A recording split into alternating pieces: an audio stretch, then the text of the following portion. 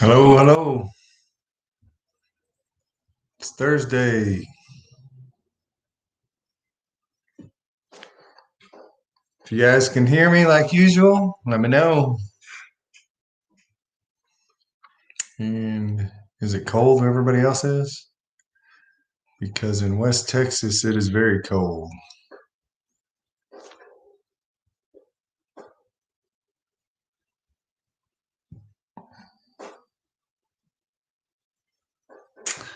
And I do see that I know Oklahoma, my daughters live there, and I saw it was going to be like 0. That's pretty cold for Oklahomans. Not as tough as some of them others that you guys are used to. Anyways, let's get started. Keep it a little bit shorter. Cool. Shelly says she can hear me. We're on. So let's pray. God, I pray for everybody listening. Pray for our nation. Pray for our republic. We know it's going to be saved. God, we ask that you look after us individually as a country, God, and we ask that this all turns out like you want it. We know that you are in control of this. God, we ask that you save this republic, and we thank you that you're going to. Thank you, God. Amen. All right. Well, a few things I want to talk about today. First of all, it appears that hell is screaming at us loudly. But man, that seemed to go on all throughout the Old Testament, even the New Testament. Seems like the enemy talks very loud. We have to be quiet most of the time, and seem things seem to get quiet, but the enemy's always screaming and yelling at us. And man, and soon in Congress, it seems like he's really screaming right now. I can't watch it, but a few of you guys that wrote me and said, "Man, this is crazy. What's going on? This is just nuts. I can't watch it." And I said, "Well, I'm not watching it. There's no way. That stuff just brings me down. There's no way I can see it. Uh, it makes me sick." So they're grasping, they're pushing. So many things are going on, but all we can do is keep our head up and know and have faith that, man, it's going to get better. I promise you it's going to get better. I know it is. Uh, Man, I wanted to I read a story today and I thought about everybody on here. I just couldn't, man, I went over it and I thought, this is incredible. So you guys are going to like this. It's about you guys, I feel. I know why I said working, but let me fix this up while I'm talking. You guys know I've been reading about David and the story of David. Pretty incredible. But the part that I love the most uh, is something I was looking at today. If you remember, Saul was the king. God had rejected the king, Saul, and he picked David. And from the time he picked him, as we've been talking, it seems like all hell broke loose. Same thing with us. Man, I don't care who you are. There's some people you just think, man, I'm just here to exist. You're not here to exist. You are here for a purpose. And when they were chasing down Saul, the enemy was chasing down Saul, and they finally killed him. Saul had a son, Jonathan, who had helped David out so much. And Jonathan had a son, which was Saul's grandson. Hard to pronounce his name. Mephibosheth. That's how I say it. I'm just going to call him Mephi for the sake of getting that name right. So Mephi, the little grandson, I think he was around 2 years old, because this enemy is wiping out Israel's king, Saul. The not slaves, but the stewards take the little baby Mephi, the grandson of Saul, and they take off running to get him out of there. When they do, they trip, fall, something. Man, they maim the kid. Both legs, he couldn't walk. He was crippled the rest of his life. So they hide him. Anyway, throughout time, lots of time, years went by. He grows up. He ends up having kids of his own.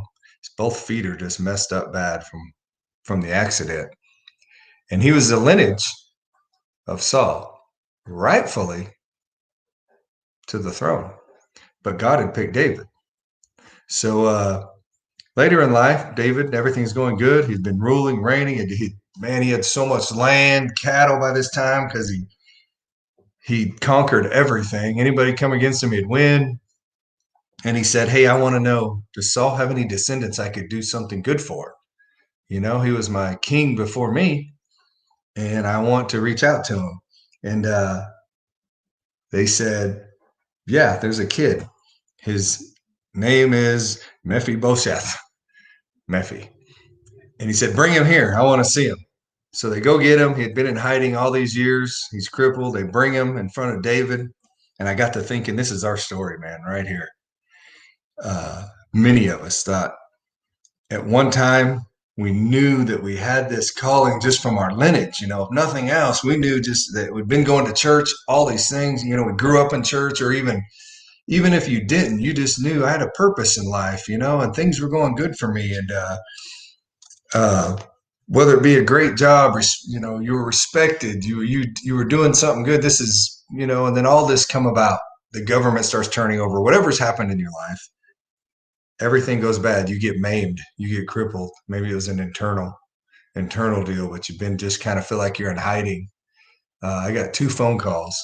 One last night. They're not on here. They don't even have Facebook. One last night, one this morning. Man, I was just amazed. Both these people I hadn't talked to them in months and months and months before the elections. Last time I've talked to both of them, and they felt so like, man, what is going on? I feel something, but I feel like everything is caving in and coming against me and coming against the world. And I just feel bad things, and I'm not sure what's going on. And I, man, had a chance to talk to him. Like, you feel that? That's right. We all feel that. So there's a group of us that feel that. We feel that against us, and feel that the things that are coming against this nation and everything else. But we decided we also feel we're building our faith. We're doing it together, building faith, and in doing so, now we're really feeling this. Man, we know that God's going to do something. He's going to step in for us. Our time is coming.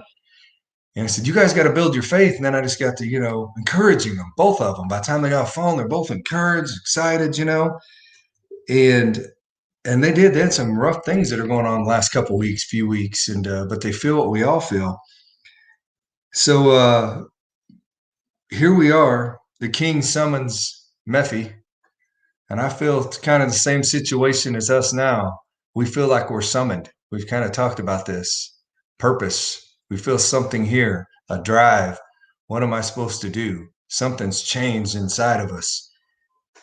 And here we are summoned. And when Mephi, I'm going to keep calling him Mephi, when he comes before the king, he sprawls out because he knows, man, my time's probably come. David could cut my head off because I'm the lineage. You know, I'm in the lineage of the king. If he's got jealousy and he acted like my grandfather, he'll wipe me out and kill me. And maybe, you know what, he was used to being treated wrong at one, you know, during all this time. He'd been hiding, everything else, kind of like us. A lot of us you just been in hiding, you know, whether it be somebody at work, somebody in a group, somebody at church. They just did you wrong, and you're like, forget this, man. I don't want any part of this. I know that God's put things in my heart, but man, I don't want anything to do with this. Same thing with Mephi. He's in hiding. All of a sudden, he's sprawled out before the king, the one that can take his life or do whatever he wants with him. And I think this is amazing. He, Second Samuel, let's read it to you. 2 Samuel 9:6. Oh, I'm in the wrong chapter. I went ahead. 2 Samuel 9:6 says, this is what David says to him. Mephibosheth, the son of Jonathan, the son of Saul, I started in 9:6, yeah. Son of Saul came to David and fell on his face and prostrated himself. And David said, Mephi, here is your servant. David said to him, do not fear, for I will surely show you kindness to you for the sake of your father Jonathan and his grandfather Saul, and I will restore to you all the land your grandfather Saul, and you shall eat at my table every day, regularly. He just went from being nothing to winning the lottery. Oh, Mephi, in one instant, everything changed for him. Everything. Just like what is about to happen in most of your lives, all of your lives. If you guys have faith, this thing is going to turn around, and in one instant, you're going to find a situation. You're going to find yourself, whatever it be, you're going to be standing before the king and not even know it, and everything is going to change. It's going to turn. And if we're in the situation and we've prepared for this, we're going to know exactly what's going on, and we'll be able to receive, take it. And he couldn't even, he had a hard time receiving. I don't even think we got to be in that big of a position to receive, except we got to have faith and know what's coming. We got to understand that God is going to come on the scene.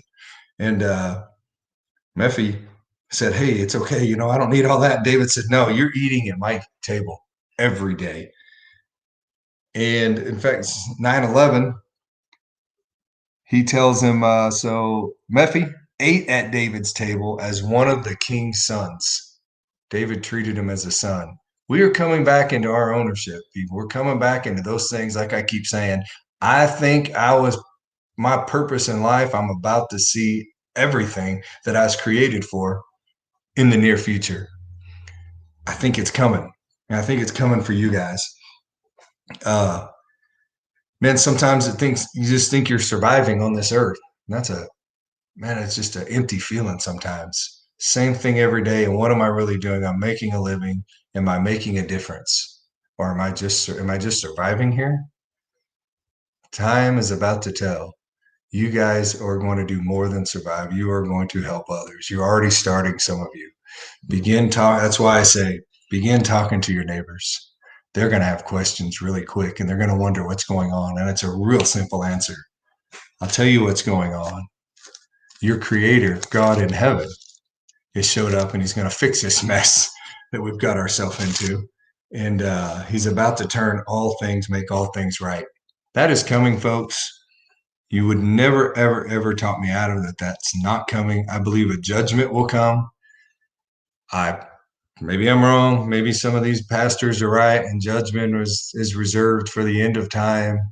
But if you put judgment like justice, there has to be sooner or later justice come. If it doesn't, then it's all over anyway. I mean, if they continue in the path they're in and doing what they're doing with the momentum that they have right now, we lose and it's all over and there's no hope. As you heard Greg last night, hope's a scary thing sometimes because you wonder, am I right? Hope with faith. And when I looked up hope in the Bible one time, it was an earnest expectation. It wasn't oh man, I hope this happens. Maybe it will, maybe it won't. No, it was an expectation. And that's what we have to have, is that expectation from God. We're going to see it happen. So I, once again, tonight want to encourage you guys, let it happen. Look forward to it. Start speaking things. And the Bible says is speaking things that you know and are visible right now as if they are. Thank you, God, that I have got a promotion, that it's coming when they're laying people off, that I'm not only not going to get laid off, I'm going to get a promotion out of this. And just incredible things are happening. The worst of things I can see happening, but I see God right in the middle of it. Even though it seems bad, I thought, man, I just see God. I wanted to almost tell the story. A guy told me that I can't. But by the end of it, he saw God in it. He saw it, and it's coming. So I want to end on a story. And I know I've been telling about that year I had. Maybe we'll get back to that sometime. You got to hear a lot of the cool things up front, and then a lot of stuff happened throughout that year. Talking to Greg, I don't know if it was last night after we talked and we had our meeting, but I think it was afterwards. We talked last night. And I said, man, I got to bring it. There he's in jail. We're going back and forth about stories. And I was reminded something. And I think my father-in-law is on here. Rick was with me. And Bobby Cochran, what's up? Bobby works in the jail, or he did. I don't know if you retired yet. 20 years go by yet, Bobby? Well, I was in the county jail before I ever worked at a prison. Man, there was a guy. Some of you guys know him. I won't say his name, but in fact, some of you guys are on here that really know him. But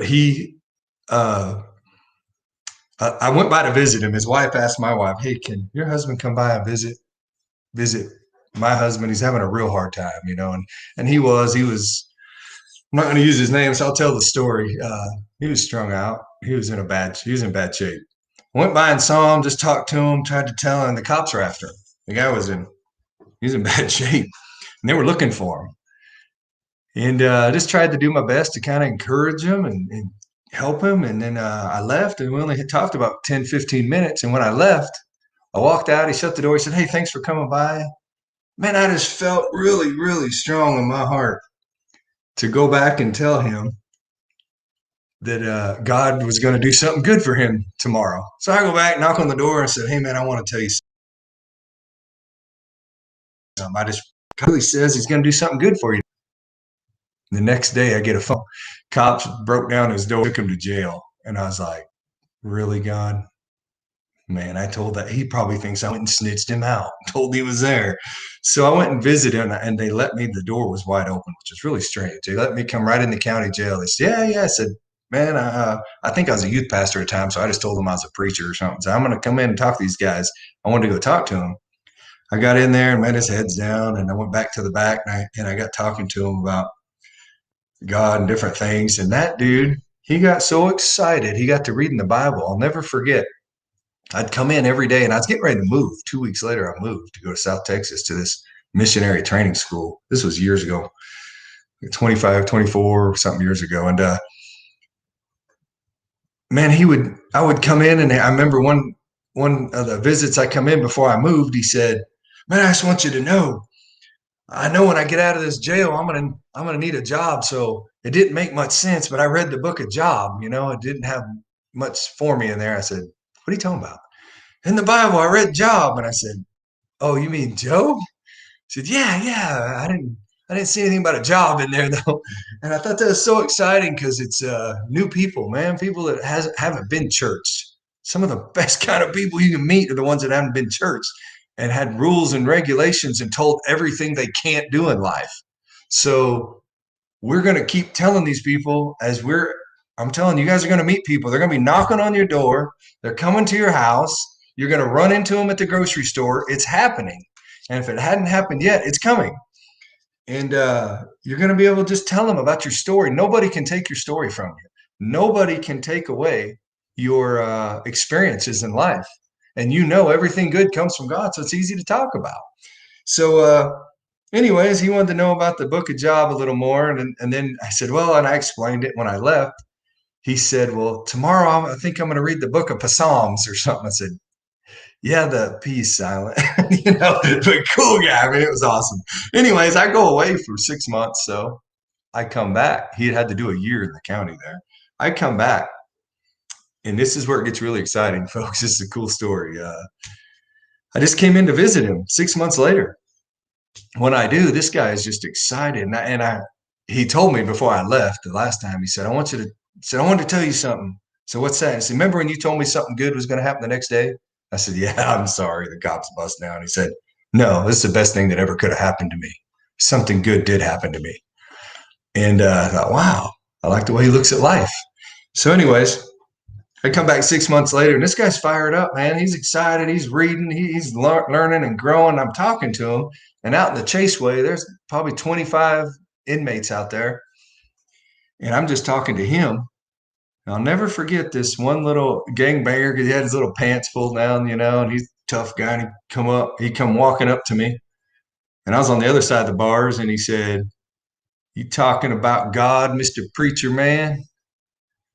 And something came over me, just like something's going to come over you. Bible says, don't worry about the words, just let it out, because you guys have already got the story. It came over me, and I said, hey, man. He said, you here to talk about God, Mr. Preacher Man? I said, somebody better talk to you about God, because you're in a mess here, dude. You're on the other side of these bars. You better hope somebody, and I start yelling at him, not yelling, but excited. You better hope somebody talks to you about God. You better hope your life gets straight and somebody gets you out of this mess. And I got louder, man, louder. I said, I tell you what, you want to settle this now? You get on your knees right here, and let's all pray. I'm going to pray for you, and we're going to change life right here. I think we had all 25 come get on their knees. And they said, right now, we want to do this. We want to do this, and they prayed. So I kept going in every day, every evening or something. Well, my father-in-law got to Rick, you on there? Rick got to going with me. It was amazing what we were seeing in that prison or in that county jail, Choctaw County. Made the front page of their little newspaper there. Uh, Jane or Gail might have that newspaper, Donna or Jim, somebody. I remember somebody showed it to me once, but we we were going in that jail, and then just doing what we're doing now, encouraging these guys. And then something really cool happened. There was this revival or something had went on in Florida. I actually went to it. It was just outpouring. I mean, drug addicts, prostitutes running in the doors, breaking down the doors to go in to see what was going on. To go for you couldn't. You had to wait at 8 o'clock in the morning in Pensacola, Florida, to get in church at 6 o'clock that night. That's how many people were going. They just all of a sudden something happened in that church and it was powerful. So I had some videos of it and I asked the sheriff, hey, can I bring a TV in here? I'll put it on the outside of the bars and a VCR and I'll put a tape in. I just want to show it to him. And he said, yeah, sure. So I had a bunch of tapes and I start putting them in. I'd play it at night before I'd leave. I said, you guys watch this. We'll talk about it tomorrow. I had a bunch of them.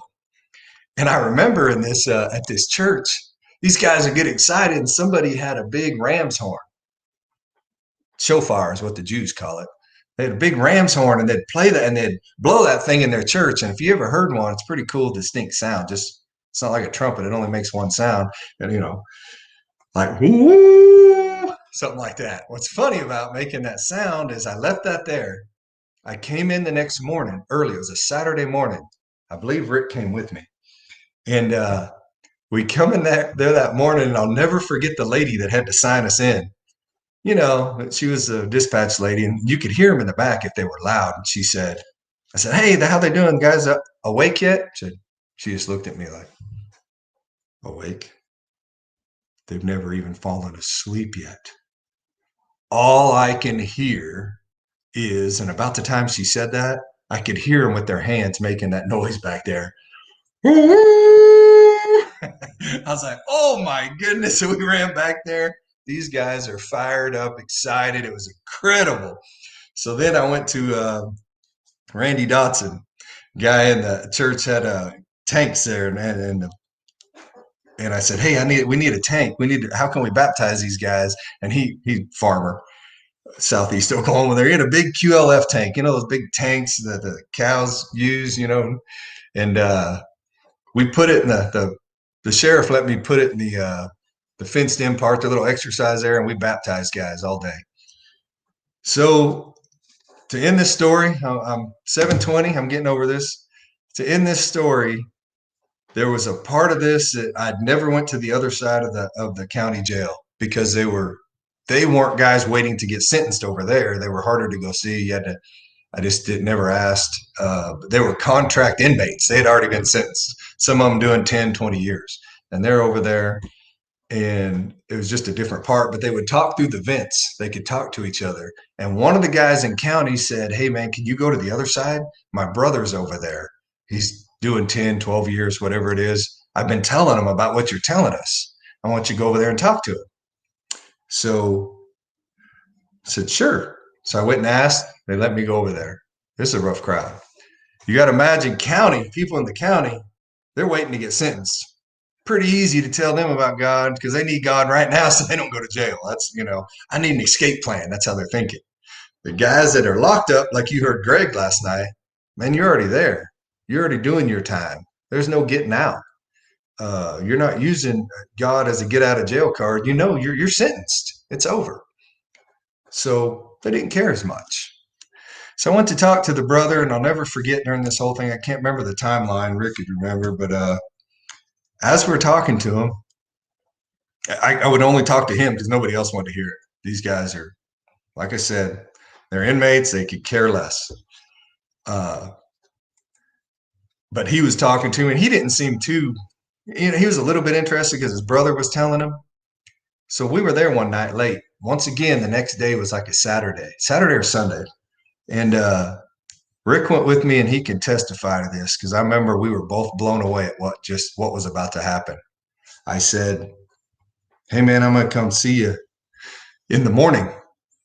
First thing in the morning, I just want to tell you, God's going to talk to you. Something's going to happen. Now, these guys could all hear me because there's only about 25 spaces there.